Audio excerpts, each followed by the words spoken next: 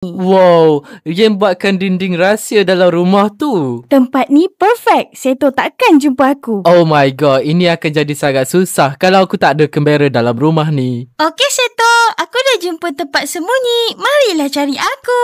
Carilah. Okey Yen, aku akan keluar dan cari kamu sekarang ni. Aku yakin aku akan dapat jumpa kamu dengan sangat cepat. Oh gosh.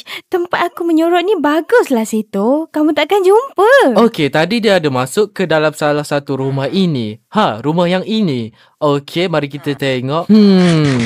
Hey, aku ada dengar orang makan. Datang dari mana tu? Hey Yen, kamu berhampiran dengan aku ke? Mana ada? Itu bukan aku. Aku yakin aku dengar orang makan tadi. Itu pasti kamu kan? Mana ada aku makan? Mesti villager yang makan. Kejap, villager tadi dah masuk dalam dinding. Hey! Macam mana kamu jumpa aku? Tap, jumpa kamu. Tidak. Let's go. Aku menang round pertama. Tempat sembunyi kamu ni sangatlah teruk. Seto, boleh tak aku cuba lagi sekali? Of course, sudah semestinya Yen. Let's go. Kamu takkan jumpa aku kali ni. Okey, duduk dalam ni. Okay, fine Yen. Aku duduk dalam ni. Jangan intai. Ya, aku tak buat. Aku janji. Okey, apa-apa je lah.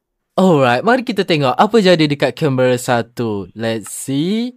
Mana Yen? Oh, dia dekat situ. Apa dia tengah buat tu? Aku tak percayakan Seto. Aku akan pastikan dia tak keluar sebelum aku bagi tahu. Mesti dia intip aku. Hey, Yen, aku tak mengintip lah.